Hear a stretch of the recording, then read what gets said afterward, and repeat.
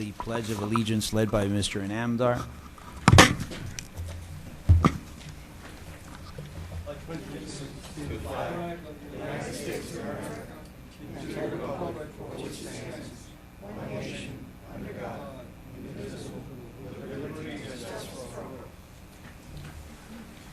Madam Secretary, we could have a roll call, please. Mr. Foray? Here. Ms. Gutierrez? Here. Mr. Holland? Mr. Namdar? Here. Mr. Malouf? Here. Mr. Martinez? Here. Mr. Pago? Here. Mr. Sanabria? Ms. Solar McKinley? Mr. Vigil? Mr. Wortman? Vice Chair Smith-Fano? Chair Lasarte? Here. We have a quorum. We do? Yeah, 7, right? Madam Attorney, if we could have a declaration of voting conflicts, please.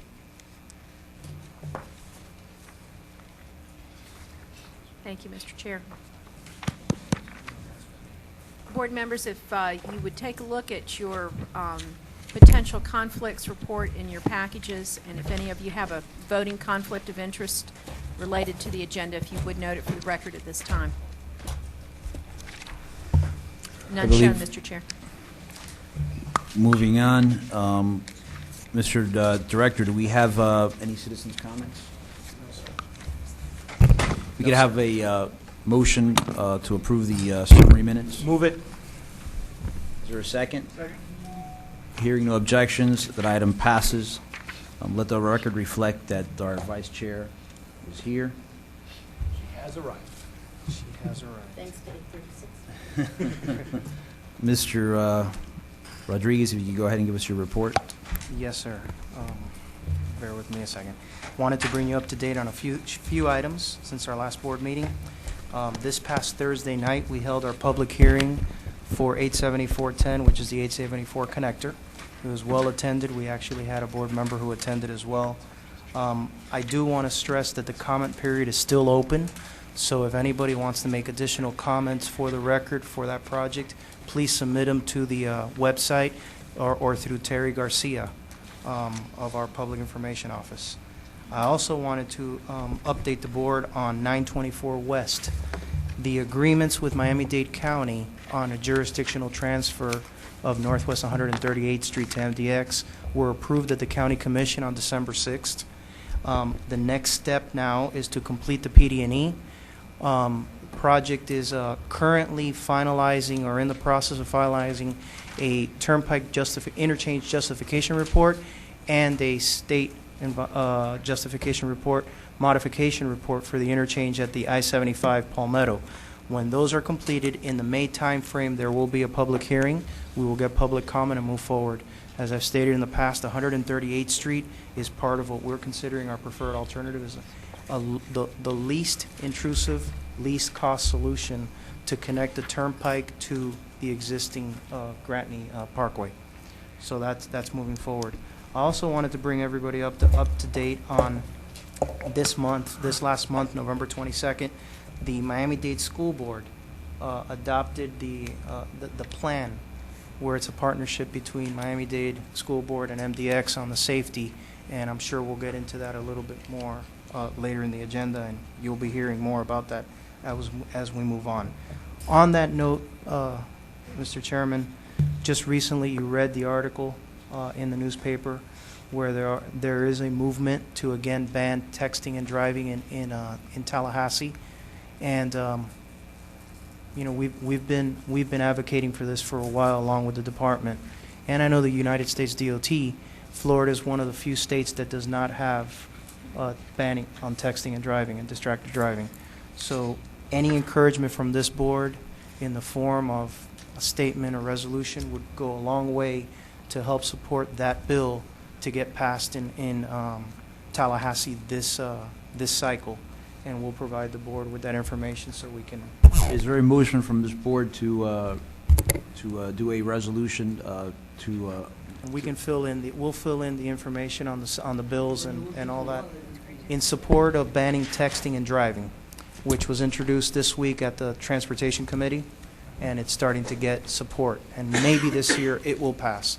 We're a big supporter of that, and any encouragement from I'll make a motion to adopt a resolution or any other instrument in support of that legislation coming out of the Florida legislature.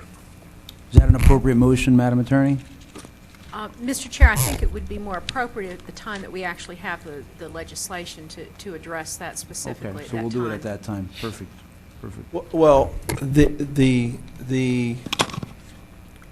I thought the motion was, and since we had already taken a position here on the board and funded a anti-texting campaign that staff was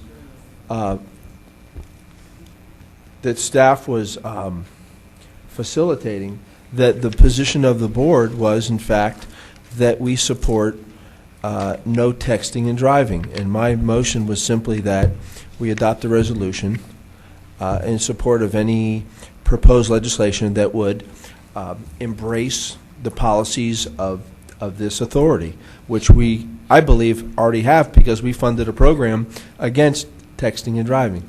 Okay. So Mr. to the extent, Mr. Frey. I'm sorry, I'm confused. Haven't we already done this in the past? I mean, haven't we already said that we are against texting and driving? Right, but I think it's a specific resolution to send to the legislature Well, I regarding mean, so that. all that we have to particular- do is, I think the motion is that we send what we had previously adopted as our position to the legislature so that they know where MDX stands. And tie it into the existing bills Precisely. that are I being. mean, we were there before any of these people were. it's not like we're reinventing the wheel here. No. I mean, we've already funded a program and produced highly publicized commercials and other spots in support of a campaign against texting and driving. And so to the extent, Madam Counsel, something can be framed out that is general enough I'll not be happy to draft that some- for you and bring Thank it to the next meeting. Okay. I also wanted to bring everybody up to date on this last month, on November 30th and December 1st.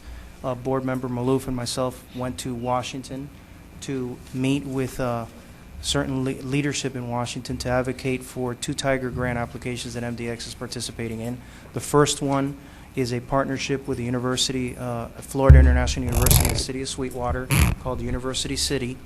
And the second one was the 836 Enhanced Bus Service, where we're partnering with Miami-Dade Transit. I've mentioned those in the previous board meeting, but on those 2 days, we met with staff in the Environmental and Public Works Committee of the Senate, and we also met with Transportation and Infrastructure Committee on the House. We met with a lot of our delegation. The delegation, in support of both of them, made phone calls to the Secretary. For the next couple of days, I think tomorrow, Mr. Maloof, the awards should be rolling out. Some were leaked yesterday, and they were in the paper today. So we'll wait and see. There is, How much money is involved? well, the two applications, I know ours, but I mean. yeah, I think the total program is $500 million. 500 and change. Yeah, $500 million. Well, one of ours is 38, the other one's 18. One of them is 32, and the other one's 18, roughly. So, Actually, Well- the 500 plus million was is the first wave, the Correct. first pot of funding. right. That There will be a Tiger 4 next year. Yeah. That's what I've heard. You also Right. may want to mention that we met with Yeah. DOT staff and the FTA. Yes, we also met with Florida, with the Federal Transit Administration. I met with the director of technology, and with the associate director of environment and planning. And the significance of both of that is that we're in the NEPA process on US 1 managed lanes. It was very well received. Mr. Baltes, who's the director of technology, is from Florida, worked at the Center for Urban Transportation Research, Cutter, at the University of South Florida, was on the original planning team for the busway before DOT even did That's got to be 25 years ago. Yes, that's how long it dates back, before DOT bought the right-of-way and the project started. So when we walked into the meeting, his comment was, and I'm going to paraphrase, but I think it's pretty on the spot, he says, "This is genius, you're actually going to implement the original intent of that busway." And I guess you found a mechanism to fund the overpasses. So we had a very good meeting, productive meeting. They gave us a lot of good input. I made it very clear to them that our liaison to the region at FTA is Miami-Dade Transit, and that we're working with Miami-Dade Transit as our liaison, and they appreciated that. I also gave them the milestones. They were well-versed in the project. They had all the literature. They knew exactly what was going on. But I did tell them that we had reached a major milestone in agreeing to the modeling and the inputs to the model, which has always been a point of contention for the transit agency or transit oversight. So that was a major a milestone. So it was a very productive meeting with FTA, and we will continue to keep you abreast as we move forward with that project. We met with both of our advocates, and we laid out a plan for this coming year. Again, like I mentioned, the House, the Senate, Our advocates, you mean the? our federal Lobbying advocates, firms. our lobbying firms, yeah, our consultants in Washington, lobbyists. The Senate bill, the 2-year Senate bill has already been for comments, and it's MAP 21. It's already been for comments. The House bill was delayed. It's still a 6-year bill.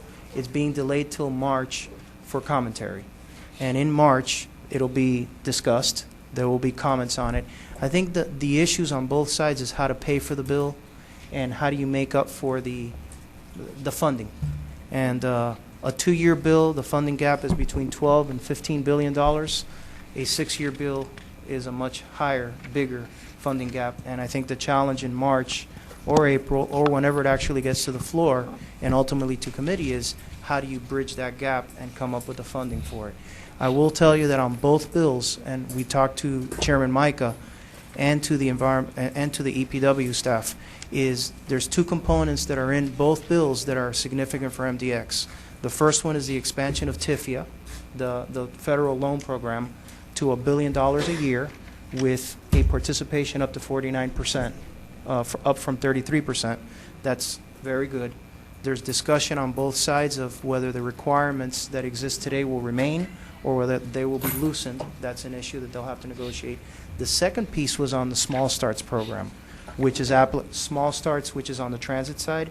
The Small Starts program, Mr. Micah, Chairman Micah talked about it being more flexible and that there should be an application for the projects that we're working on the busway itself. So that was very positive conversations. I also want to bring everybody up to date on this past week. I know that there was 2 presentations made by the port on their 2035 master plan. And I know Mr. Ferre, I don't know if you were there on the Wednesday. I went on Friday and I heard the master plan. It's a very forward-thinking master plan, taking into account Panamax, the expansion of the Panama Canal, the challenges that the port faces. What I would like to offer this board, and for your consideration, is in January or February, based on timing, is to invite port staff to come either to the board meeting or to the operations committee meeting and make that presentation. There is a significant component of moving cargo on our facilities that needs to take into consideration, and it's very important that you see what they're thinking out in the future and how they're going to plan the expansion of the port and how we work with that. So that's a significant. May I just, Mr. Director, I think it's important that Luis Ajamil, if you're inviting staff, I think it's important that Ajamil make the presentation. That's who will make the presentation, sir. That's who made the presentation on Wednesday and Friday, and that's who I am sure will make the presentation when they come here. But it was a very good master plan. I did get a link, and I'll share it with all of you so you can take a look at it in advance. The next item I wanted to bring you up to date is, and you'll hear it with in Ms. Schaefer's report, our completed and clean audit for 2011. Significant milestone for us. New auditors, external auditors. You'll hear more about that in a few minutes. Steve Andriuk and myself, Steve Mosley, has participated with Tampa, Hillsborough, on a scan tour of various systems in the all-electronic tolling, open road tolling environment. And what we're looking at is the different systems that are out there and best practices so that we can apply them to our environment here in Miami. And I'm sure Steve can answer questions or we can address more of that in operations in the coming months. In your packages, board members, there is a draft of the work program for 2013 to 2017. In January operations, it will be part of the agenda for approval at the ops and then come to the board in January for approval. We put it in your packages so you can take a look at it, so you can give us your comments, concerns prior to the Operations Committee meeting, where we'll have that full discussion next month. And finally, before I close, this month, actually December 10th, marked the 15th year anniversary of MDX. 15 years ago is when the Florida Department of Transportation and the Miami-Dade Expressway Authority, or at that time the Dade County Expressway Authority, right, signed the transfer agreement giving the jurisdictional transfer of the 5 highways to MDX, the current MDX. And later in the agenda, we have a short presentation recognizing the many individuals who have participated and helped guide Miami-Dade Expressway Authority to where it is today in helping move people and goods in this community over the last 15 years. So we'll leave that for later. And then last, before I close, I wish all of you a happy, a Merry Christmas, happy holiday season, and most importantly, a safe and healthy 2012. And don't forget Happy Hanukkah. Well, holiday season, right? And with that, I'll answer your questions. Are there any questions to the director? Let the record reflect that Board Member Soler McKinley is here, Board Member Sanabria, and Board Member Vigil are here. Go ahead. Javier, do Mr. we have, Namdar? you said some of it was leaked in terms of the Tiger grants. Do we have a sense as to? Well, there in the leak, there was a Florida project in Jacksonville. It's a rail connection into the Port of Jacksonville. How big CSX. was that? It's, I think, an 8 to 10 million, if I'm not mistaken. I think it was. Is that a 8 or 10 CSX million. project? CSX project, yeah. Of the projects leaked, how many were? It's about a third of the total. And it's in Transportation Daily News today.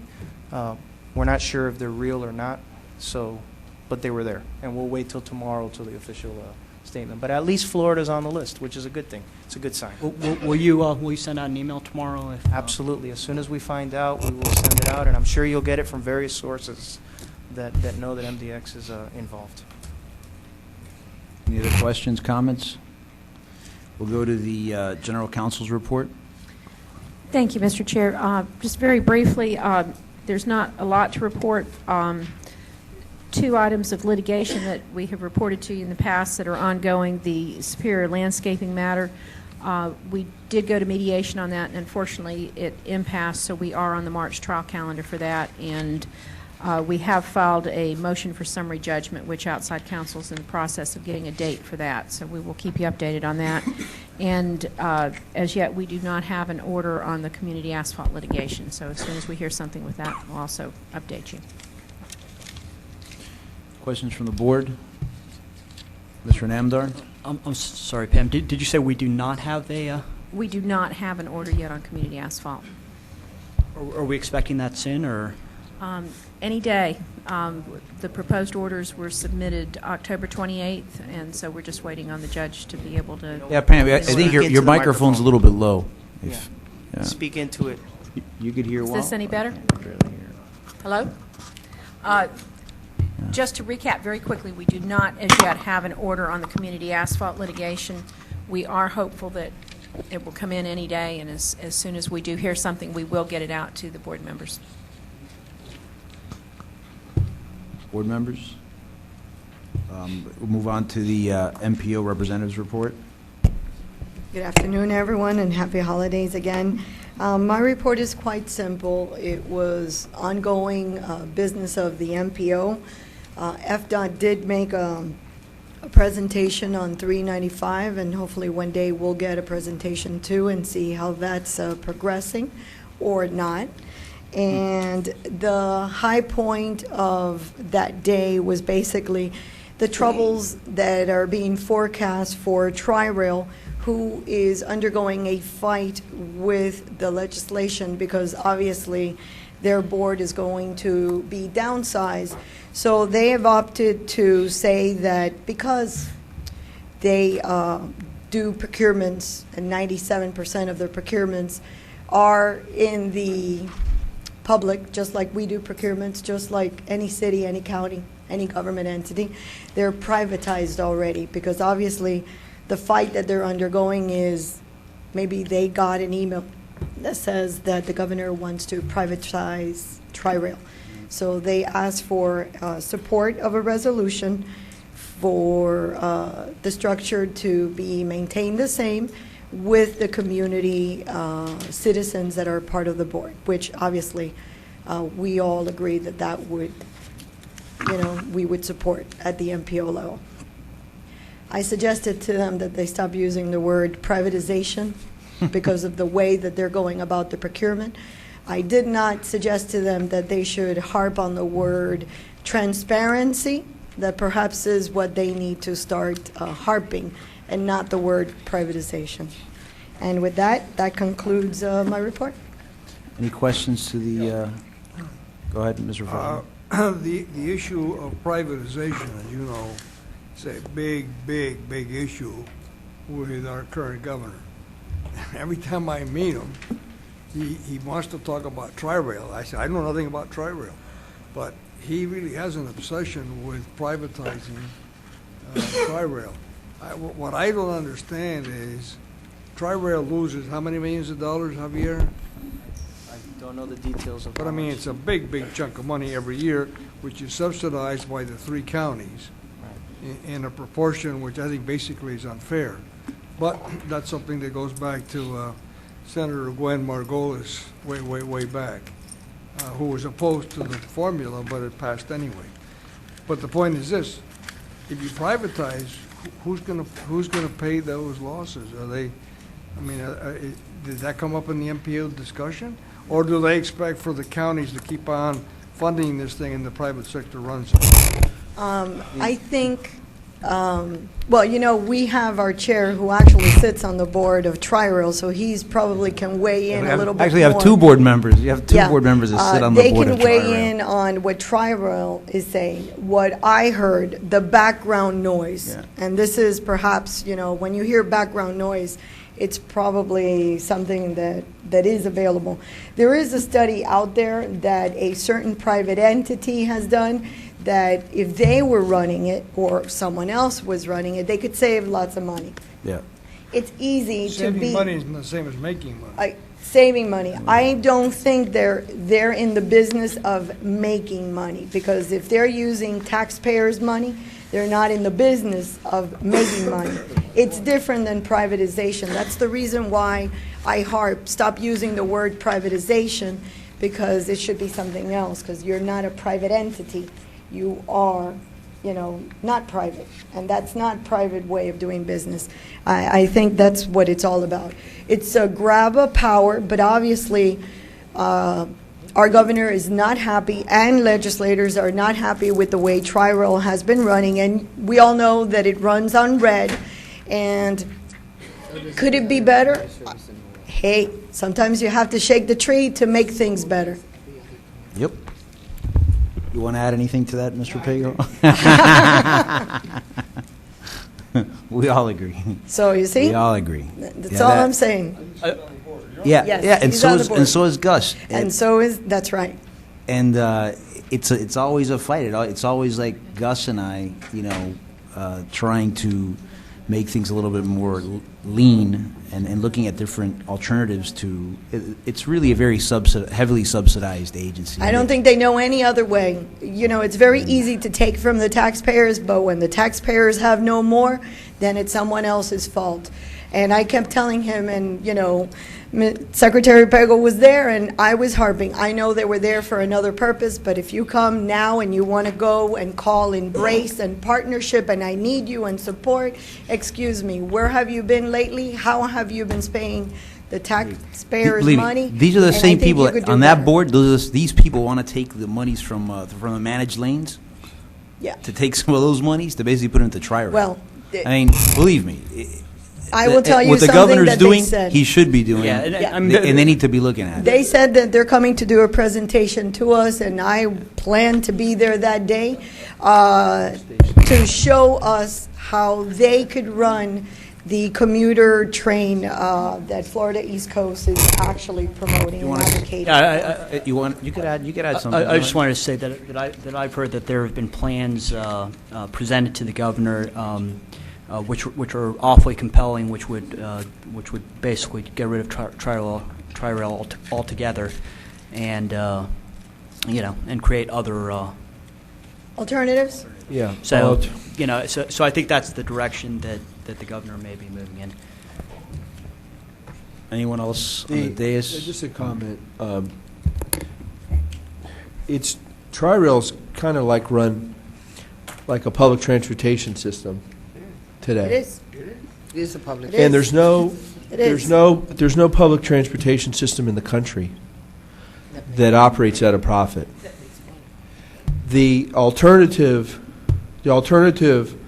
mobility along that corridor would consist of a different type of line, but also potential development, whether it's triple P or other types of development, TOD, transit-oriented development in and around the 22 stations along the corridor. None of that is being explored. So thus, the perception, according to my understanding, is that that entire corridor not only is not being run efficiently, but it's being underutilized. And so those arguments and others are fueling the debate that perhaps what worked years ago may not be the model for today. And so everybody's, looking at that in a different perspective. And I think with the development opportunities that could be implemented along that corridor, including but not limited to affordable housing, mixed use, commercial, et cetera, could lend itself to eliminating the need for a public subsidy. And so it's that drive to be more responsible with the public's dollars, I think, is that's driving that argument. So. Mr. Chairman, may I ask? Yeah, the floor is still yours, Mr. Gutierrez, but go ahead, Mr. Ferre. Go ahead.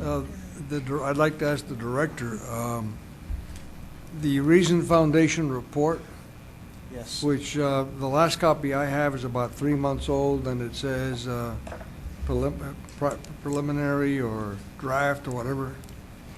Is there a report out that doesn't have draft on it? No, that's still the latest one that went out. And when are they going to wind it up?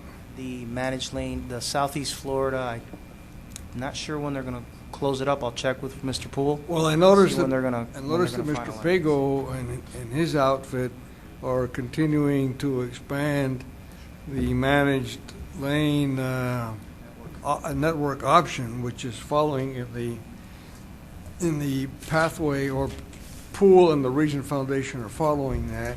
And I noticed that there's some talk about connecting it to the Broward, to the Fort Lauderdale, what's it called, Dania International Airport. The Fort Lauderdale International Airport. May I add to that? It's Phase 2 of 95 Express has started construction the end of November, and will extend from the Golden Glades interchange to basically 595. The implementation of managed lane completely, between the two metropolitan regions. So that's underway and under construction. You're correct, Mayor, in your point that the MPO vision, and we planted that seed of having a managed lane network evaluated on our limited access facilities as an alternate to continue widening. And where feasible and cost effective, we look to further implementation and expansion of the system. But I might point out that if you get to 595, the distance from there to US 1 to Port Everglades and to the international airport is not very far. And I might point out to you that if you look upon that extension of managed lanes as a competitor to the FEC and the CSX rail lines, it is an alternative for moving people north-south along the eastern seaboard. And I think there's more than two choices. And that's the only point I just wanted to say on the record here, that it isn't just the FEC. That's correct. And CSX and the seaboard. It's also new alternatives that an entity called the Reason Foundation. And the Reason Foundation in the governor's office, everyone, is only second to the, what's the name of the institute, Plato? Cato. Cato, Cato to the, Institute. Cato's number one and Reason's number two. Period. That's all they read. And Cato Kalin's number 3. The floor is still yours.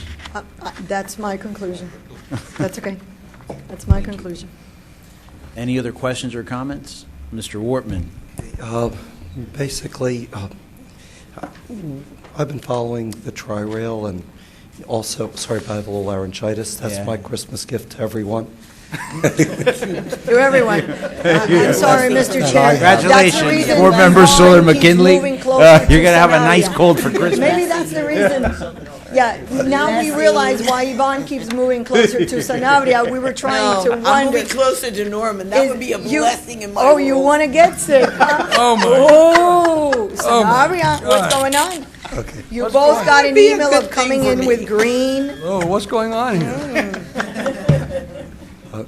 We're sitting here and we're trying to figure this out. Go ahead, Norman. BRT, and I followed the Reason Foundation, Robert Poole, and this also, and Tri-Rail since its inception. The flexibility of BRT, is having 1 train an hour, 2 trains, 3 trains. What you have the flexibility is breaking it into smaller components and having it as an option in between, so that you fill up, just like the South Dade busway, the gaps and the spaces. Okay, we have a lot more flexibility with that than with fixed rail. The fixed rail is there. We're looking into it. Everyone is evaluating it, evaluating Tri-Rail. Tri-Rail moves a fair amount of people. Those people can't be abandoned, okay, and there have to be ways to move them. And, that is a good plan, and there's several plans that we're looking at, I believe the department's looking at, but that's a good backup one that actually was proposed years ago, but now that it's proven in Miami-Dade, the managed lanes, that let's see how it works further north, and maybe it could work together with it, or maybe it works separately, but don't rule out any alternatives. Board members, any comments? Moving on, we have the committee reports. We could include them. They're a part of the record. Actually, the treasurer's Oh, that's right, the treasure. Yeah, no. How could we? How could we? Go ahead. Important to follow the money. Golly. It's all about the money. All right, well, I get my 15 seconds of fame. In looking at we all have in our packages, thank you, Chairman Lasarte, we all have in our packages our actual versus budgeted reports, results through October 31st of 2011. As we can see, year to date, our revenue is almost exactly on budget, and our expenses are slightly below budget, and we're also doing well in terms of net income. More specifically, our total revenue was $42.1 million, which is 0.68% below our forecast, but very close to it. And we have toll and fee revenues of approximately $41 million, which is also about half a percentage point below our forecast. If you look at our composition, we have SunPass revenues of about 80%, which is really an excellent number, $32 million. It's really a fantastic number, and it's much higher than when I first got on this board back in 2006. I think it's a great accomplishment in terms of moving in the direction that we want to go in.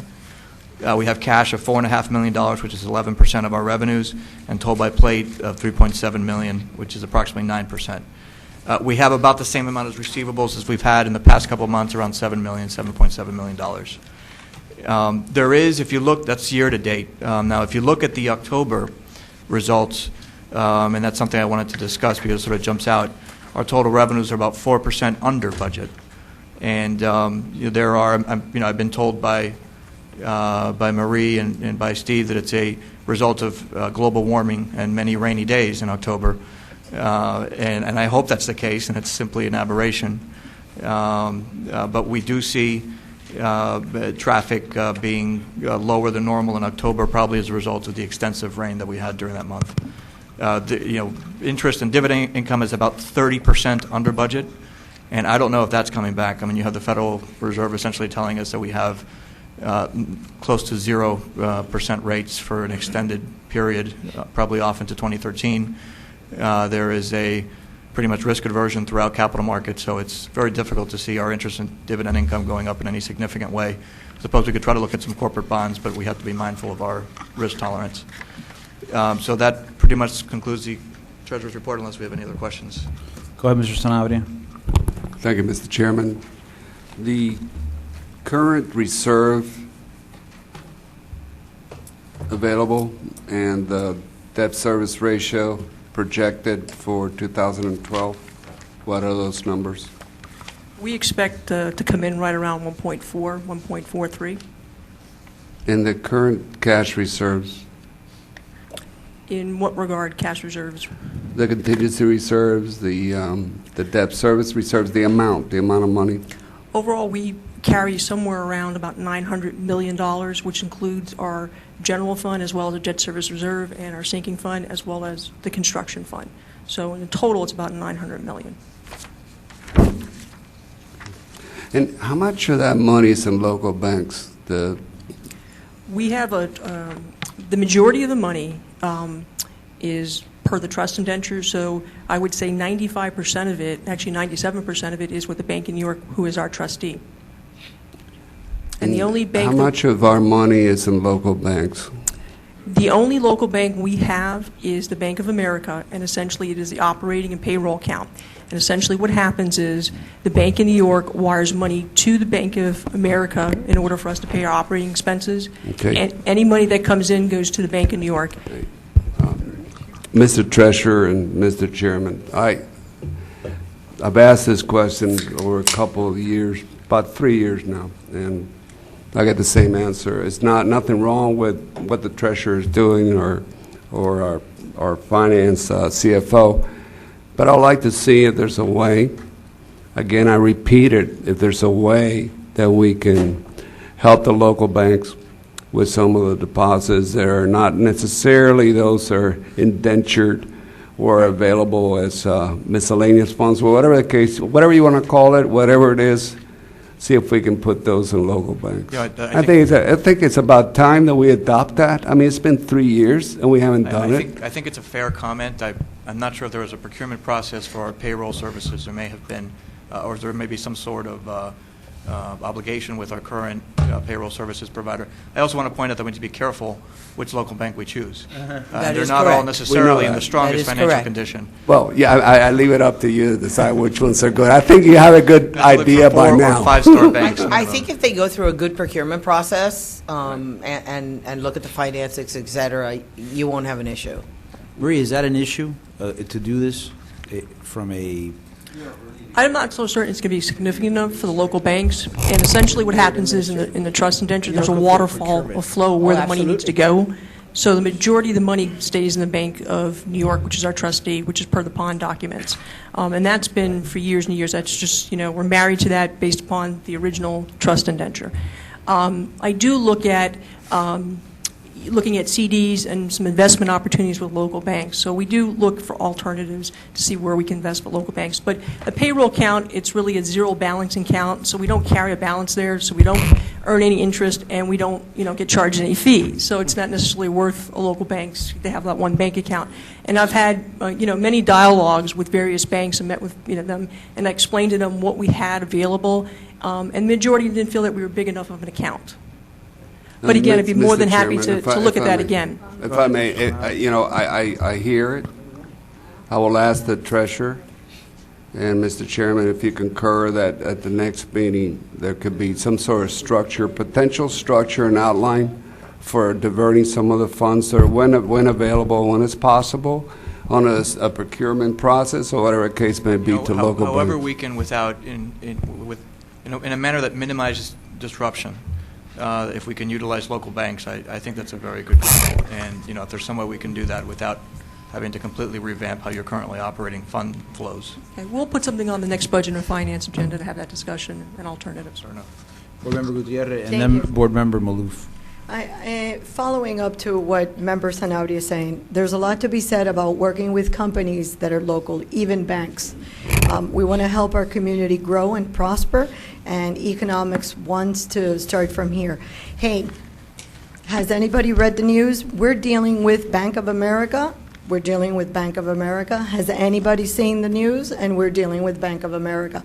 So I think it should take a little bit of effort of our team to probably pursue the efforts now and look at engaging in local. And we're saying it's not a lot of money and we're not that big. Well, who's the bank that we're dealing with that receives all the SunPass transactions? Where is all that money moving in and moving out? I think there's a lot of money that we're moving in and moving out. And again, I'm all in support of Sanabria. Hold on for a second, Ms. Shaver. Go ahead, Mr. Maloof. You wanted to say something? You wanted to recognize her? Ms. Gutierrez is on the right track, and I'd like to just hear the answer to that question regarding Go ahead, Ms. Shaver. The majority of the money. Operational funds.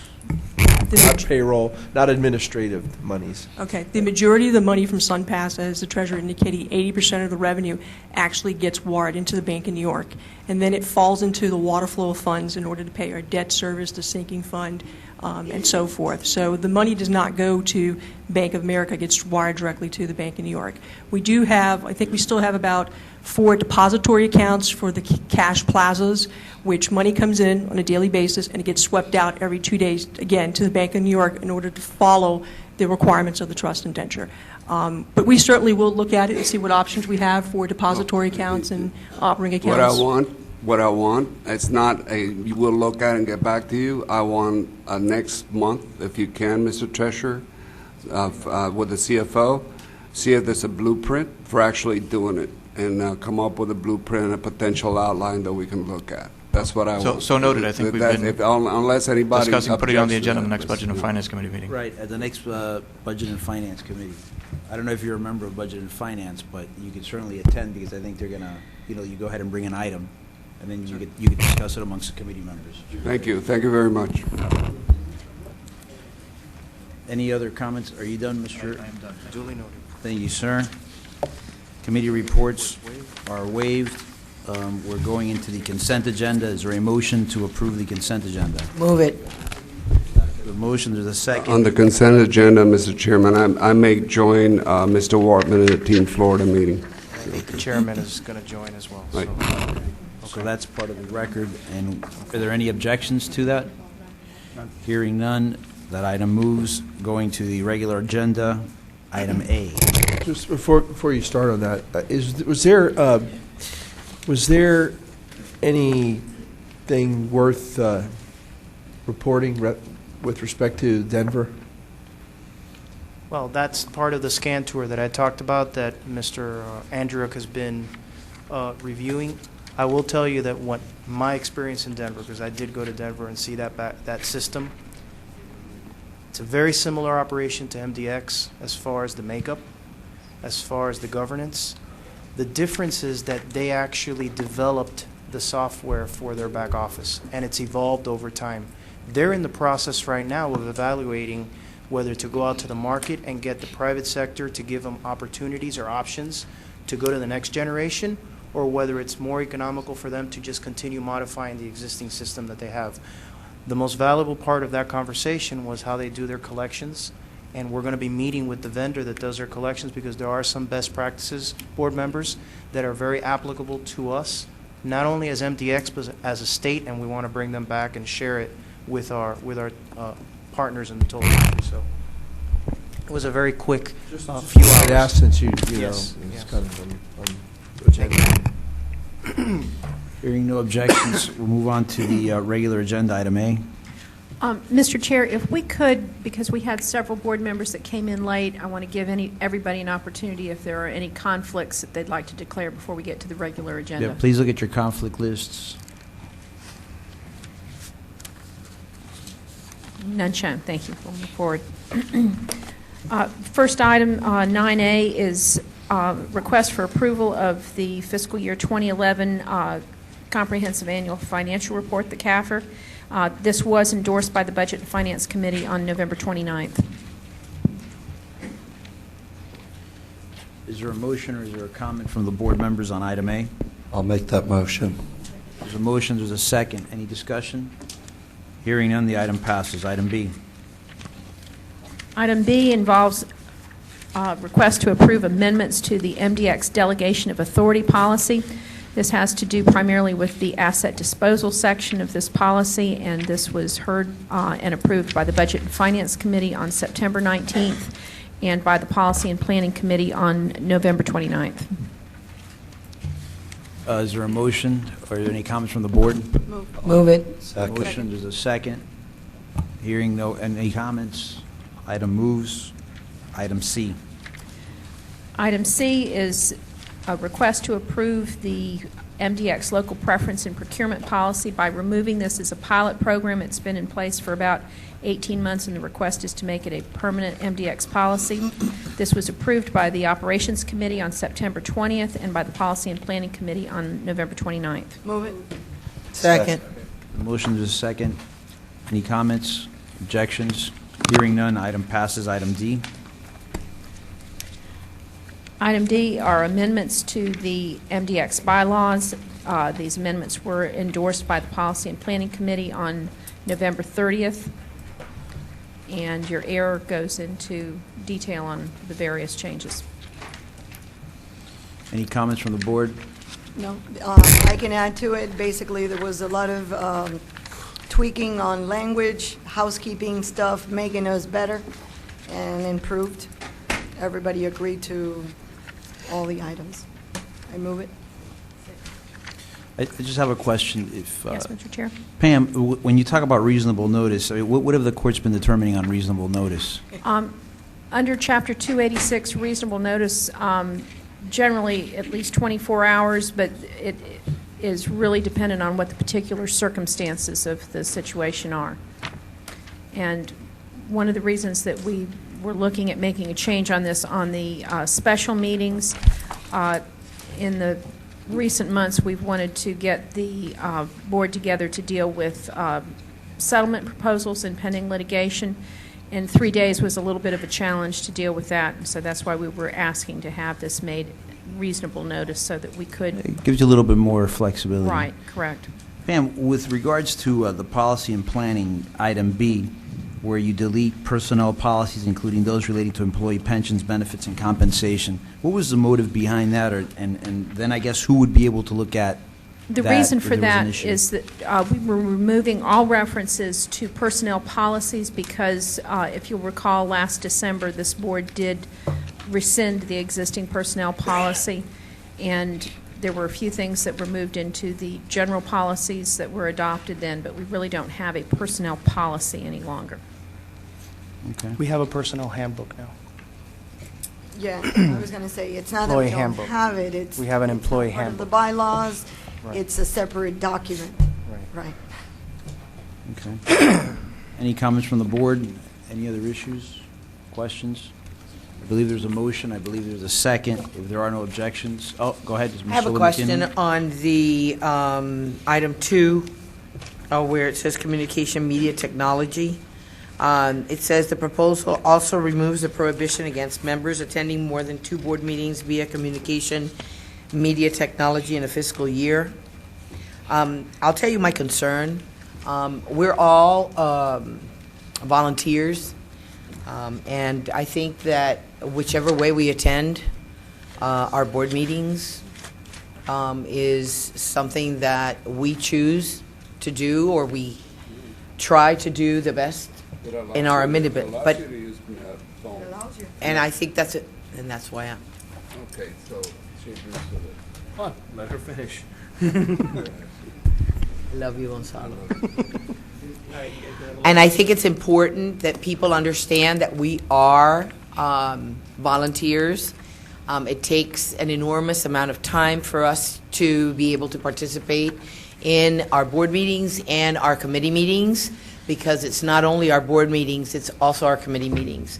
On numerous occasions, I know from my point of view, I'm doing work literally at the city, but I am on the phone with MDX because that trip to be here, consumes time that I really don't have.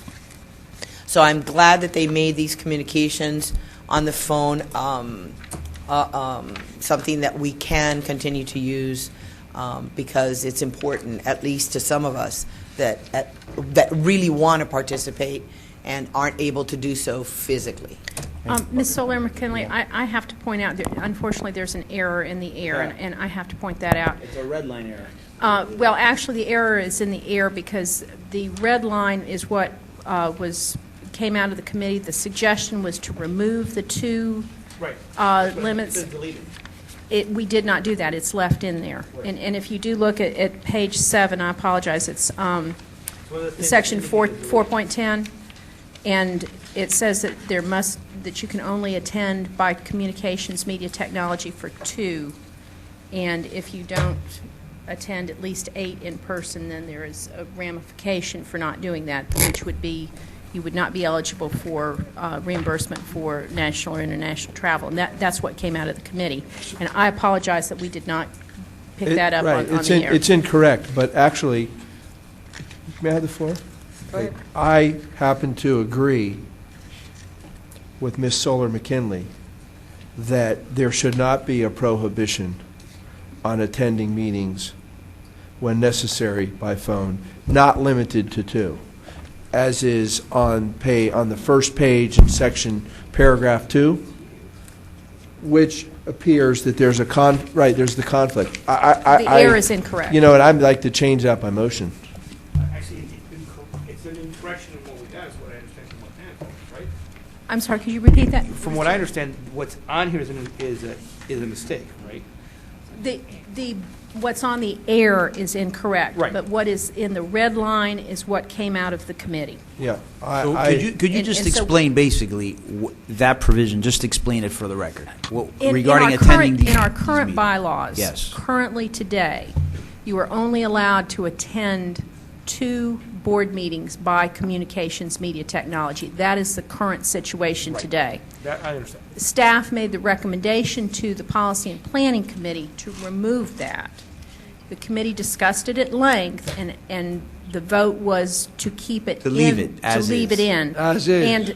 and also as is, to put as it in what was. was referred to as some teeth of some ramifications if you are not physically present for at least 8. And so what is in the red line is what came out of committee. The error that explains it, unfortunately, has a mistake in it.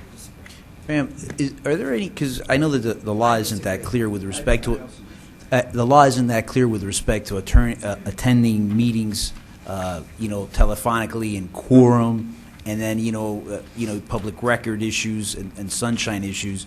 Does this? I mean, if let's say that we would remove this prohibition, in other words, where you could attend telephonically without a number 2, where you could do this, 3, 4 times, whatever. Do you run into issues regarding 119 and public records and things like Not that? public records. I think under public meetings, the law has not come down that you are not allowed to conduct meetings by telephone. And in fact, if you do have more than one board member conferring about board business by telephone, you must notice that under Chapter 286. So I think by implication, there is an understanding by the courts that you can have meetings of boards that occur through some sort of information media technology. Mr. Maloof. Well, I know Mr. Lasarte attends some of these ways, Ms. Soler McKinley, numerous people here, where we're in between either hearings or some sort of proceeding where we're waiting for it to start, and we call in and we ensure that we're participating when it's almost virtually impossible for anyone to be here. I'm going to move a motion to strike that provision and adopt staff's recommendation to remove the prohibition. Well, there's a motion and a second, so there has There to is? be. Yeah, there's a motion and a second. We're discussing.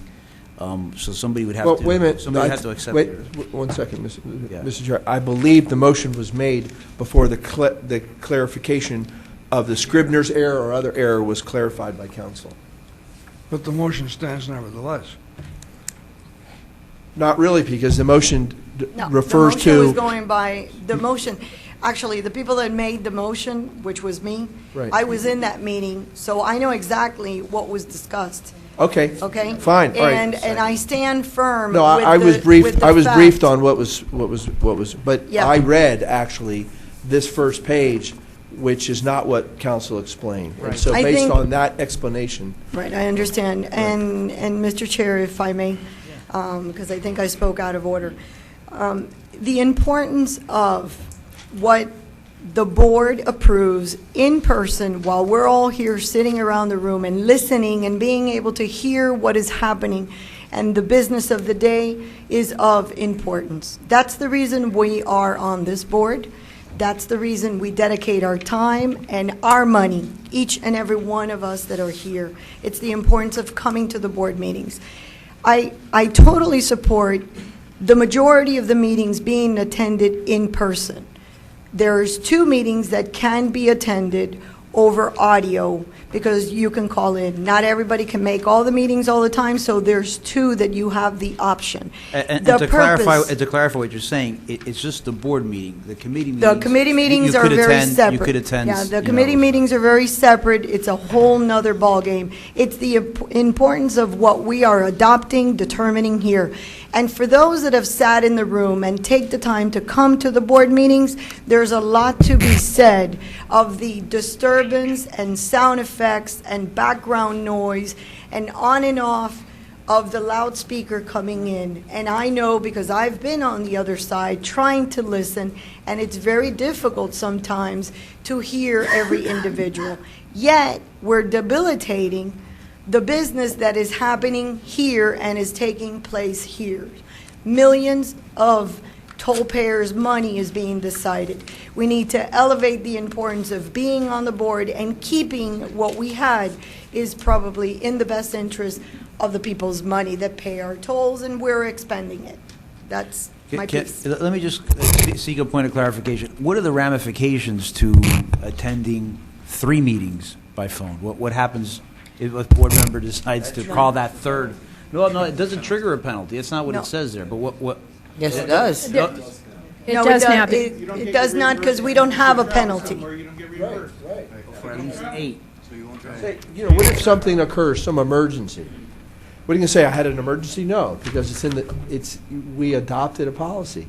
It doesn't, It simply says you have to be physically present. Mr. Right. Chairman, in a committee that I serve, this has been batted back and forth, and both sides make sense. And what happens is that the person unable to attend that meeting beforehand announces it to the secretary of the committee, and the members present take a vote to exonerate the person because of whatever reason it may be.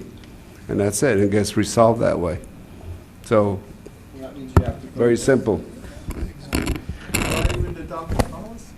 That's a good point. I mean, I can see that's a way to resolve it.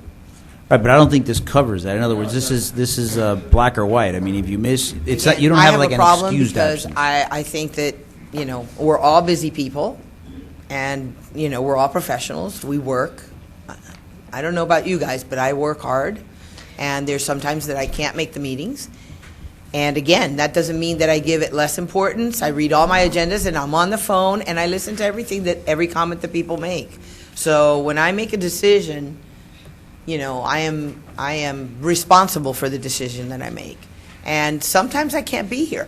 There are months in budgeting where I'm not going to be able to attend 2 or 3 board meetings at a time because I'm doing what I'm paid to do. So there are 2 or 3 meetings just in the budget cycle that I'm not able to be here physically, but I can be here from my office, on the phone. And I disagree. Again, I'm a volunteer, and Mr. Ferre and then Mr. Vigil. Well, first of all, let me say that, Ivan, if everybody was as conscientious as you, then there wouldn't be any need for any problems of this sort. Unfortunately, I don't think the rest of us, really, including me, meet your high standards of concentration, attendance, and focus. I know that when I'm on the phone in these meetings and I try to listen, I, for the life of me, can't follow half of the stuff that's going on. Now, we're talking about the people's money. We're talking about hundreds of millions of dollars of the people's money. We're talking about important decisions. Now, if you can guarantee me that the people's money is not going to be jeopardized or involved in that decision, then I think we can have phone call meetings. But as far as I'm concerned, if we're voting on money, I want you here. I want your full focus and attention on how we're going to spend the people's money. And I think you can't do that by phone. Now, I think you're the exception. I accept that completely. But I certainly can't do that. And my point is that how many meetings do we have? Mr. Mayor, Director? the insinuation is that you cannot or do not concentrate or participate when you're on the phone, and that's not right. Well, that's not true. You can. That could be. You can, but I'll tell you, from my personal experience, it's very difficult because a lot of people don't speak into the microphone. There are slides that are going up that are explaining things. You have people, the nuances in person of what's going on. If it doesn't deal with money, I got no problems. I mean, I would have no problems if you want to put on this thing that any issue that does not deal with money or an important policy change, you can do by phone. I don't have any problem with that. You can vote all you want. But if it deals with money or it deals with policy, I think it's important that people be present. And, there are 10 meetings. We're talking about 8 meetings a year that you have to be present. I don't think that's such a burden. All right, I want to get comments from Mr. Vigil, I think, raised his hand, and Mr. Martinez. Yep. Thank you. Thank you. I'll be brief because I think a lot has been said. I think both Board Member McKinley and Board Member Gutierrez have raised valid points. There are a couple of things that I wanted to add. First, you would think if someone doesn't have the time to commit to MDX for a particular year, you'd want to bring them back into the fold and have them active the next year, and not necessarily put in purgatory or in timeout for a year and a half. So this idea of, you won't be able to have your travel reimbursed, you're essentially putting someone in timeout for a year and a half, and they cannot re-engage, particularly for those of us that are not transportation professionals that really learn a lot when you go to these seminars. So essentially you're telling someone you're going to be out of this completely for about a year and a half. In a way. So I don't know if that's an appropriate penalty or if that furthers the objective of having engaged or bringing back into the fold board members that for whatever reason have a particularly busy year and can't participate. That's the first thing. And the second point I had, communications, media technology. I agree the phone currently is not a good method. I have trouble following when I'm on the phone. But that doesn't mean that there couldn't be some method invented in the future. So I think, I'm not sure if the language here refers to that, but if there were a way that's not simply telephonic that would make this better, I don't think we should. Video conferencing, I mean, if we, for whatever reason, have that capability, I don't think we should exclude that out necessarily. Thank you. Go ahead, Mr. Martinez. I just want to make sure I understand this. If you can still, you're not banned from participating from more than 3 or 4 meetings via teleconference. The only thing is that so you can still vote, you can still express your position. The only thing basically you're doing is saying that if you're not here for 3 or 4 meetings, let's say you're on the telephone for 3 meetings for argument's sake, you're just not going to get reimbursed for travel expenses you do for MDX. So basically the penalty here is you don't get to travel to wherever or whatever. So if you don't travel, for argument's sake, for MDX, there's really no penalty because you're still going to be a board member, you're still going to be able to vote, you're still going to have your ability to do everything else you're able to do. You're just going to get, for lack of a better word, like George says, a timeout not to go to a conference or whatever, which many of us, quite frankly, in these extremely busy times, don't have time to do anyway. So that's the only penalty that's being suggested, not to lose your voting privilege. You can vote. Is that what I understand, Pam? And to parse it, I just want to make sure I'm clear on that because I don't want to make this into something that it's not. You're still allowed to be. It's only. Mr. Maloof, of all people, you should never discuss interrupting people. I apologize, Pam. Mr. Martinez, it's just that you're not eligible for approval for reimbursement. So you could still travel. But you're on your own dime. It would be on your own dime. That's the way it's written. Okay, so that's the only penalty. So I could literally, correct. hypothetically, I could do every meeting by telephone. I can vote. I still express my opinion. The only thing is, like, if I decide to travel, it's going to be on my own dime. Yes, and quite frankly, I don't think And we're arguing over that, this given why? the statute, that we really could impose any other type of penalty. Right, because but you are appointed by that's the law. only penalty. Yeah. Mr. Ferre. Actually, interestingly enough, there are other boards, and I think people should be aware of this. There are boards that, like, I sat on the Miami Beach City of Miami Beach. If you did not personally attend up to 3 meetings, they would actually, by statute, have to remove you from I'm the for board. So that. that's not. That's not the case. Mr. I'm just telling you, there are some that, because they don't allow teleconference participation in some boards. All right. Just go ahead, Mayor. All right, thank you. This board was Luis, I agree with what you just said completely, and I want to say that I brought that point up. The point that you brought up about that you serve on boards, and there are people, I'm not naming any names, that out of the 10 meetings that we have, show up to 3 or 4 meetings. Okay? Now, the point I'm trying to make, that I try to make, was that I think if they don't have enough interest to make more than 3 or 4 board meetings, they shouldn't be on the board. So I wanted to put that language in. Pam wisely said, well, unfortunately, you can't do it. And the reason you can't do it is because the governor appoints some of us. I wasn't one of them, but some of you were appointed by the governor. And we can't impose our will on the governor. So if the governor appoints someone to serve and they don't show up unless the governor puts that as a condition, we can't put it on as a condition.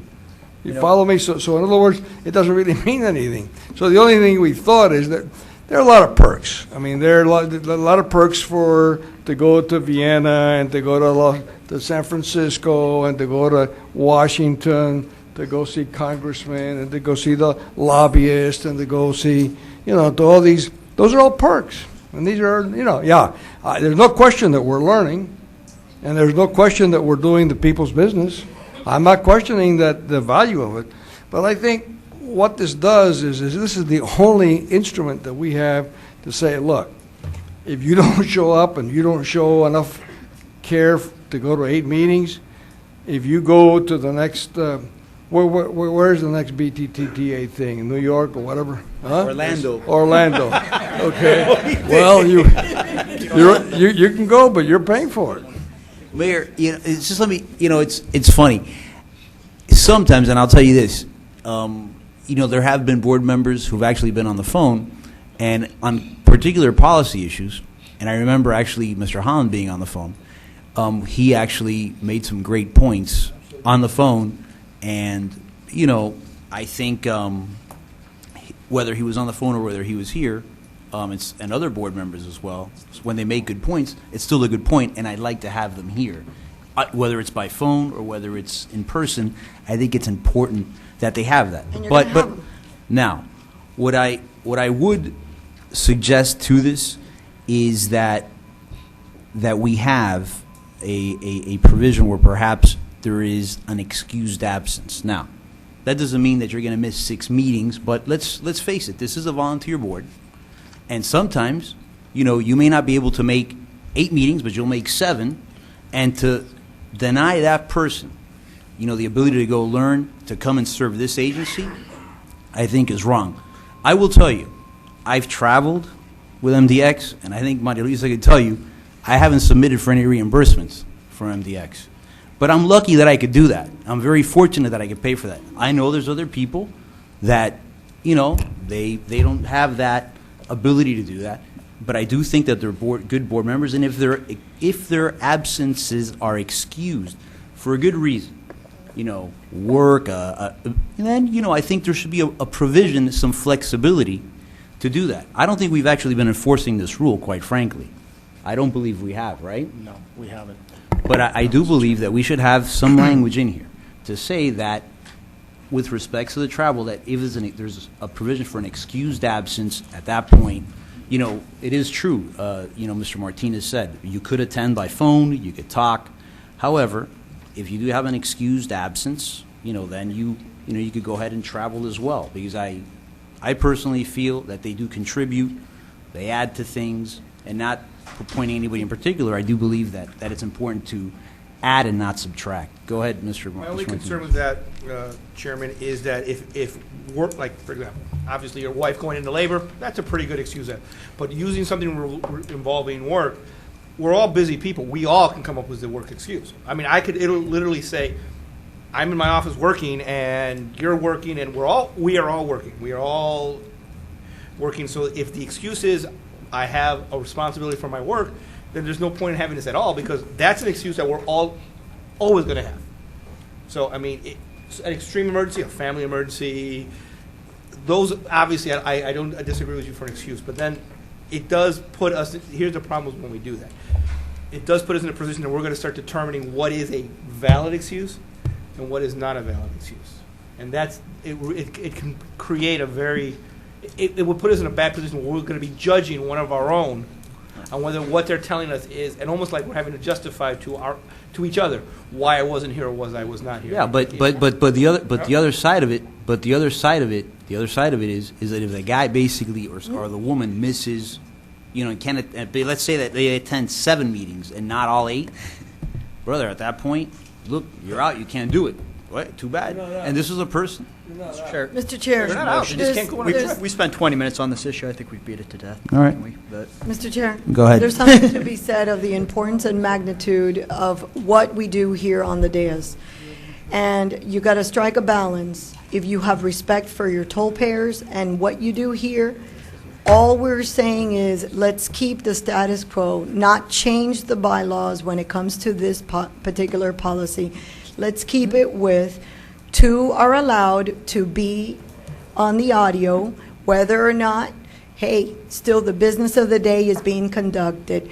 And do you feel comfortable pitching for the fact of keeping what the community considers is a travel expense, which is a perk, even though it's a learning experience, and it's a very important learning experience, the community sees it as a perk.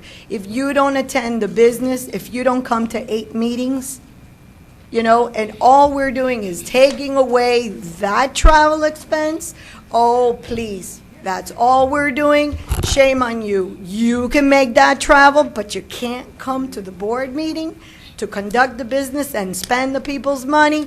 Then you know what? There is a motion, there is a second. Can we call the vote? Call the question. Okay, roll call, please. Mr. Ferre. Yes. Ms. Gutierrez. Yes. Mr. Namdar. Yes. Mr. Maloof.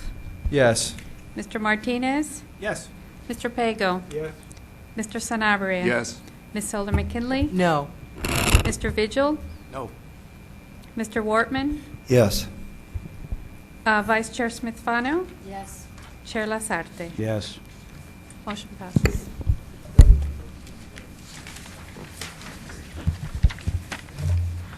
Next item. Item 9E, these are proposed amendments to the MDX ethics policy. This was endorsed by the Policy and Planning Committee on November 30th. Is there a motion, comment from the board? I'll move it. Any questions, comments? There's a motion, there's a second. Hearing no objections, the item passes. Next item. Item 9F, this is for MDX procurement contract number RFQ 0908. This is for CEI services, and this procurement was endorsed by the Operations Committee on 12/6/11. Motion from the board. No, Comments? are we on F? I'd like to have a presentation on this, please, from staff. Go ahead.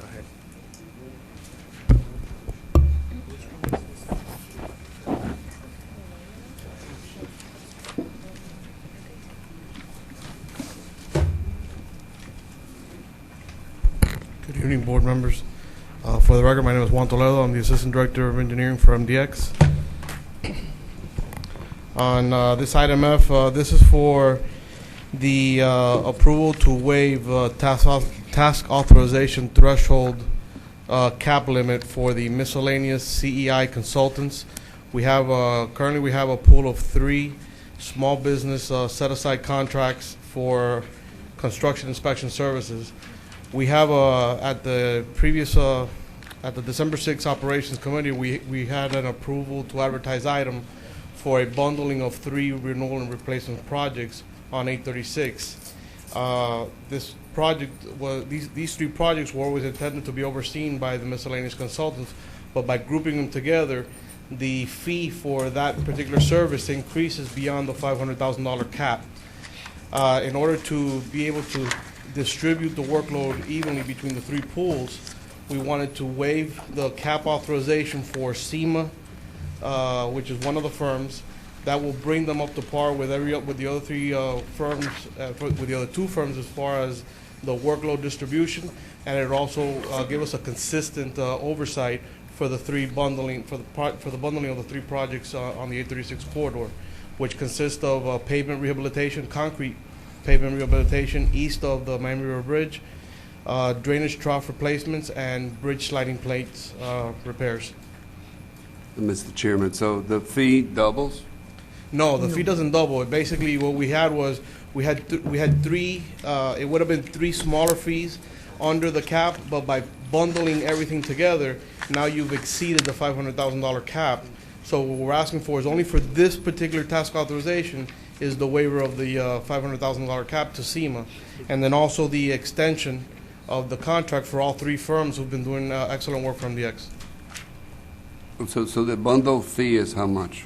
The bundle fee right now, we have it estimated at $740,000, and that's still pending negotiation with the firm. Okay. All right, thank you.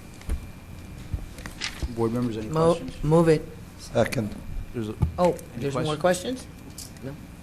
there's a motion, there's a second. Any comments? Questions? Item passes. Item 9G, this is MDX procurement contract ITB 0804 for construction services for the State Road 874 Killian Parkway interchange. This is involving a reallocation from optional services to contingency. The second part is approval of allocation of an additional $611,530 to the contingency part of the contract, and also delegation of authority to the executive director to execute a supplemental agreement in an amount not to exceed $6,231,430.89. And I think Mr. Lurigatos can speak to the details on this item. Board Member McKinley? Yes, this item was discussed at our Operations Committee at length, and I'm going to read some bullet points so that you know exactly what we discussed and how we handled it. 1, this item is intended to close out all pending issues on the contract consisting of overruns, underruns, owner-requested changes, and unforeseen project conditions. The approval is for the reallocation of unused funds from base bid option number 1 back into the contract in the amount of $5,619,900. The approval of an additional $611,503.89 to the contract to settle all the items mentioned above. The total contract will be increased to $70,606,336.24, which is 3.6% over the original amount and within the Florida Transportation Commission measures for construction contracts. Staff has recognized that this item should have been brought to the attention of the board sooner and has committed to provide more informative updates on future projects. And should a detailed summary be needed at the board today, staff is ready to provide one. So if anybody has any questions. I'd like to make a motion to approve. I was briefed on it. I hope all the other board members were. It's essentially a $600,000 overrun because of some technical issues that precluded it from being under the cap budget. And it's It's fine with me. I mean, so I'd like to make a motion to approve it. I've got a quick Motion, question. there's a second. Mr. Namdar, go ahead. Quick question, Alfred. When you briefed me, you said that there's a chance that we might be able to recover some of that money. If you could just talk about the process of doing that and time frame of doing that. Yes, Board Member Inamdar, we've basically started to document that process. That's an errors and omissions process that you have to go through and start documenting through almost through insurance, like for claims, and go back through an errors and omissions process. You don't pay for what you would have paid for in the bid, but we expect somewhere between $400,000 and $500,000 to be recovered. That's what we're going to basically go to claim, and we'd come back and try and settle that. And so that's a settlement. That's not we're not filing a lawsuit. We're not suing anybody. No. It's just a. That's an errors and omissions process that's a that clause. is typical in the DOT Part of project. the contract. It's part of the contract. Okay, I have a question for the general counsel. Now, okay, we have item G has 3 bullet points. All 3 are different. When we vote on this, we're voting for all 3? That's the motion, You yes. did it out. Okay. For all 3. I just want to verify. Okay, thank you. Board Member Gutierrez? Yeah. I want to clarify something that I said the other day in operations meeting. I mean, the right thing to do now is to approve this item and move forward and onward. Soon we'll all be able to celebrate that the job will be completed, and that's early 2012. It just seemed like something that's lingered forever. I mean, everybody here can be blamed for something. There's a lot of lessons learned, and the CEI did a great job with what they had to deal with, given, the circumstances that they were unforeseen and unforetold and not made available to them that you can forecast in the plans. And that's what happens when you're working with the set of scenarios that everybody was working with. I commend the team that currently has had to deal with this, because it's not easy having to hear the music from all of us, but moving forward, lessons learned and what we do next is really what's going to be important, how we learned and how we take it from there. And I think we don't want to do things the way it used to be done, and we've learned that. We want to do things the way the new administration is doing things. So let's go.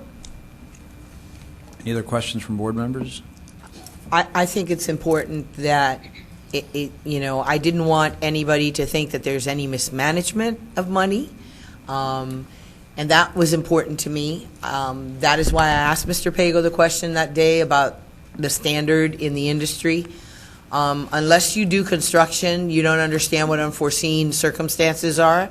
That comes from engineering to, architects, et cetera, and it happens.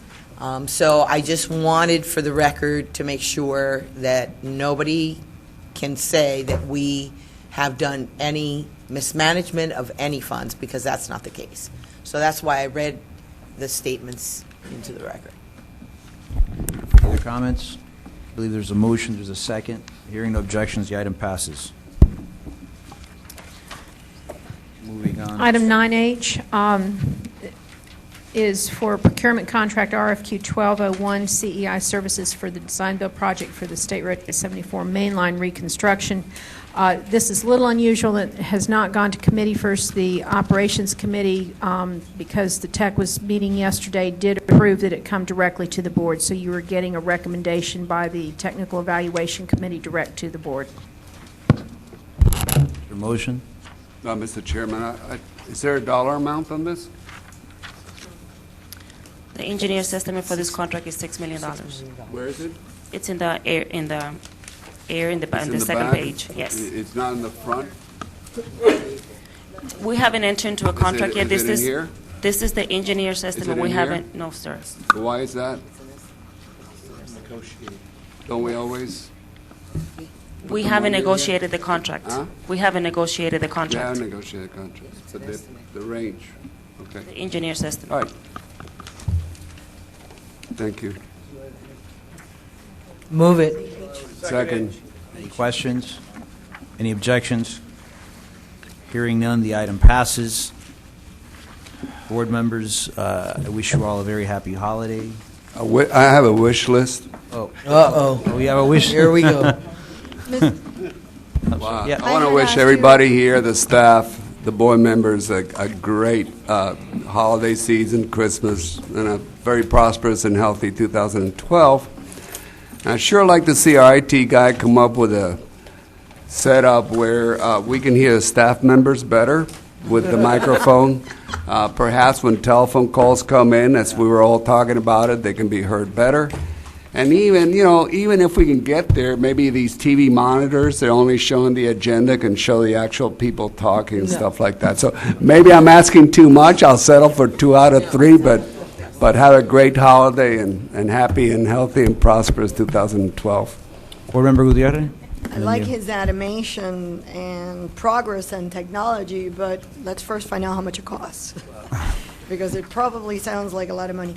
I had a question on this last item. The winner of this particular award, is that a new company coming online with MDX? Madam Chair, that's a good question. They are actually part of the pool of small businesses for CEI. This is the first contract they won with us for a large CEI, so they're a local and small business, and this is the first CEI contract they win as a prime for a larger contract. Beautiful. Kudos to them and congratulations to them. It's good business. Mr. Namdar, did you want to say something? Yeah, Steve, not to put you on the spot, but I'd really like to do this at every board meeting. Can you give like a minute or two ORT brief, just where we are, what's going on, how it's looking? This brings up a good question, because during this past month, we've received several emails from our customers complaining that they received invoices, multiple invoices, when they weren't the actual user. And actually, I had one lady that I was discussing the situation with her, and she sent me this email, and she's, in the spirit of Christmas, she said, "Fix this now, or else Santa Claus is going to move all his reindeers into your house, and you know how much of a mess they can make." So, as I was in Denver and I got this email, We're seeing the visual. I was not a happy camper. And there was 9 inches of snow on the road. Snow. Yeah. And what immediately calling my staff to get them to contact the customer and find out exactly what occurred. And from there, once I got the information, I called the CEO of the company that is integrating our system. And I said, if and when I receive information that I need to be on a telephone call with the media, I expect you to be part of this phone call, because I want you to explain to him or her what's wrong with your system. Immediately, they began the process of correcting the issue. So it seems that you need to prod a little bit harder, a little bit stronger, and threaten. We are slowly but surely, hopefully, moving in the direction that we need to go. Do we see the end of the road? No. But we are also looking at our Plan Bs on our Plan C, and that was part of our process of going to these other entities and seeing how they're doing and using their best practices and bringing that information back to MDX. Last month, Board Member Sanabria brought up some issues in relation to the collections aspect. That is currently where our money is being tied up. Our process after collections is to send a citation. We are now stuck in the collection phase. We have yet to get our integrator to fully provide the interface to the collection agency. In the process of going around the country and seeing what's there, we discussed with 2 different collection agencies that also do interfacing with our current vendor. And we said, well, why are we stuck with one? What if it is the collections process, so that's the issue? So let's go with 3.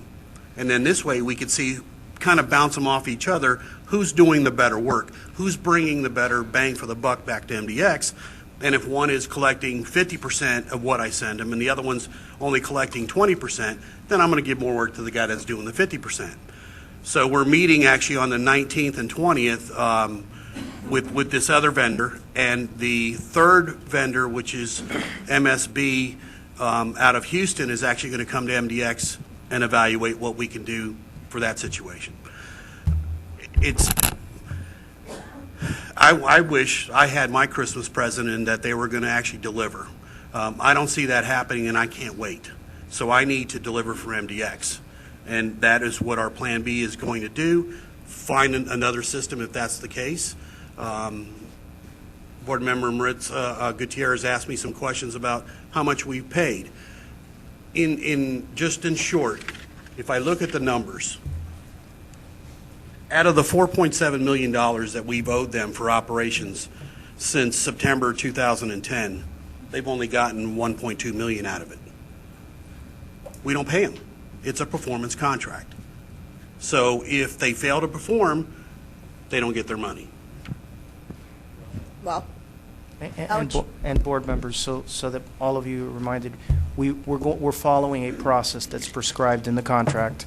We've put certain people on notice. We've had commentary and discussions with representatives of those companies. And as this process moves forward, our council will be advising the board of next possible steps. On a technical side, Steve is looking at our options, and we're talking to our sister agencies for options. But there's two tracks here, but there's one goal, and that one goal is that customer, and that customer is not going to be harmed in any way, and that's just what we're doing.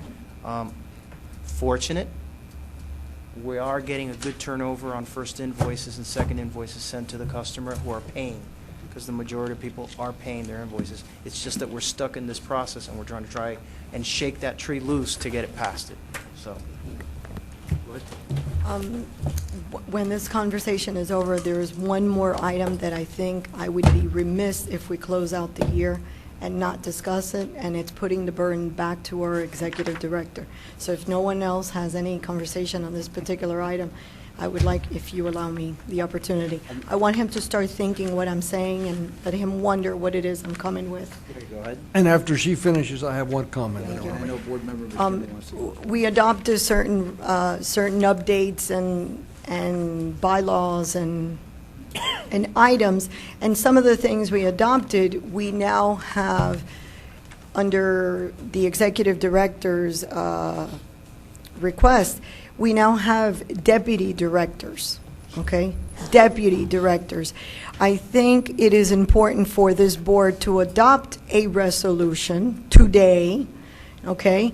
And ask the executive director that to name those individuals by name, although we all assume and think and know who they are, but it would be important that they receive this as a Christmas present and they know who these people are. Wow. Let's all celebrate that they have these titles now. By the way, there is no increase in pay. Is there a check It's with a title.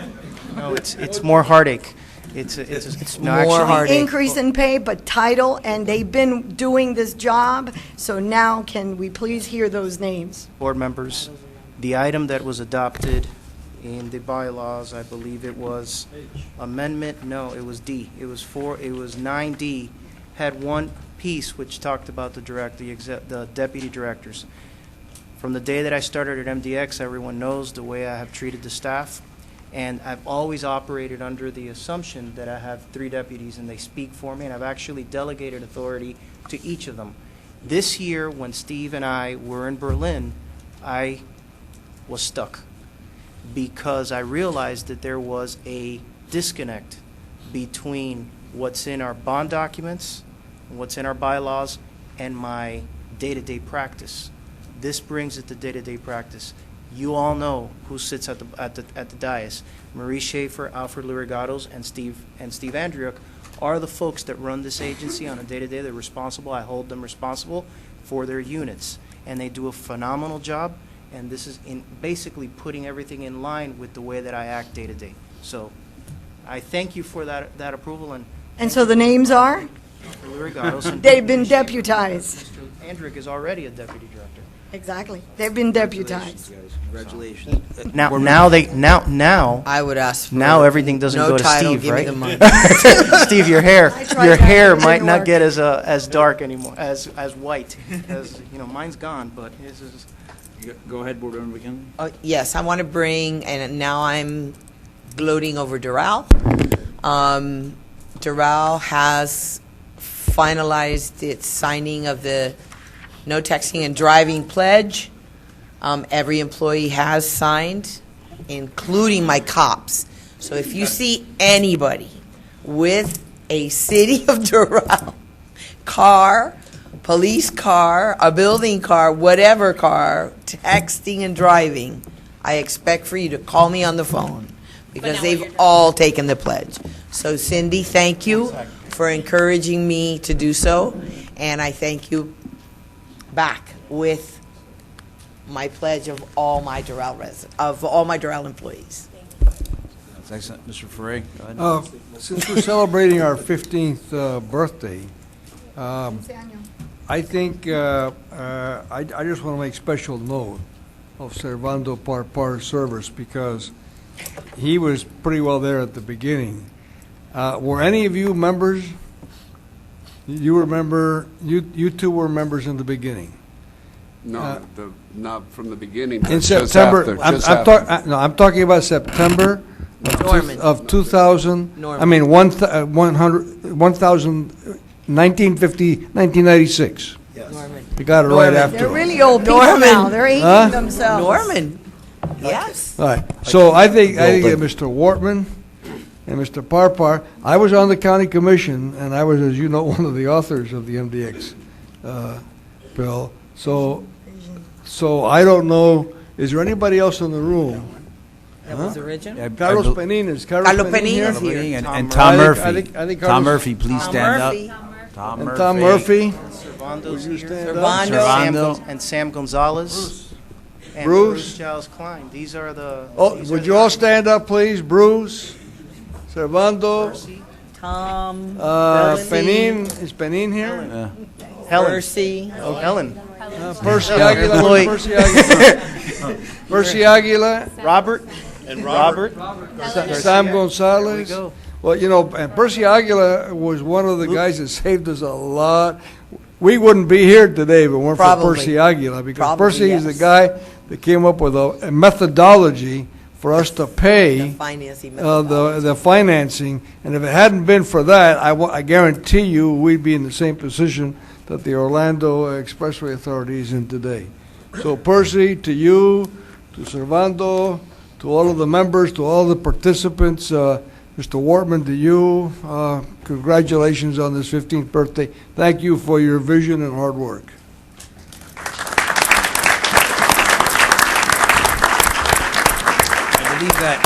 I believe that staff has, there's a video, and we're going to conclude our meeting, but I believe staff has a video that we're going to play, and it's actually talking about the 15 years of service. Is there a video that we could play? Yeah, there is a video, if we want to play. Yeah, go ahead. It's basically go back in time and look at the people that have been involved and what we're really about. I mean, people forget what Miami looked like because we're here and now. But people forget how 836 was. They forget what the Gratney looked like. They forget what 874 looked like before MDX was around. And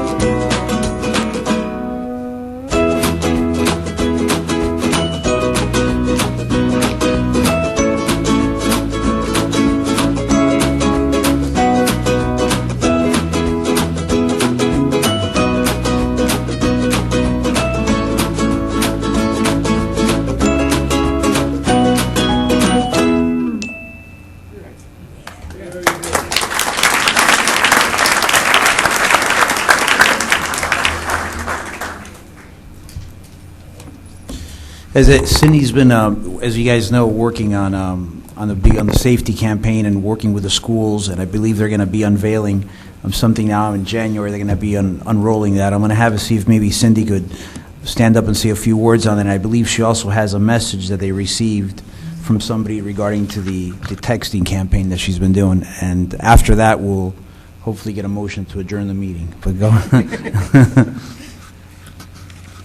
Happy anniversary to everyone. And just brief, because the voice message really is going to speak for itself. You guys have received several updates regarding our safety campaign, and thank you very much to the City of Doral for joining in on this fight. As the Executive Director mentioned, just this week there's been 2 articles in the Miami Herald, and the Associated Press just actually released one regarding recommendations for ban on cell phone use within cars. And I think for the most part we're going to leave a lot of that debate up to the elected officials to have. From our end, we're going to continue to encourage engagement from especially this new generation of drivers. So the partnership that we have with the school board will now go into the implementation phase. We're going to have different contests, different speaker panels to make sure that we keep them entertained and engaged, but also to have the substance behind teaching them on the dangers and the consequences. And we received this voice message last week, and I'll let it speak for itself. I shared it with a few of the staff members, so when we're having a bad day or feel that people aren't listening to our message, I guess here's our answer. Hi, Ms. Paula. My name is Ashley Young, and I'm a 5th grade student at Franklin Martin K-Thruway Center. I'm doing a project about no texting and driving, and I would like to help spread the word. And I would like to find out how can I obtain more information about Miami-Dade Expressway and find out if you can come to my school to do a presentation to help me spread the word.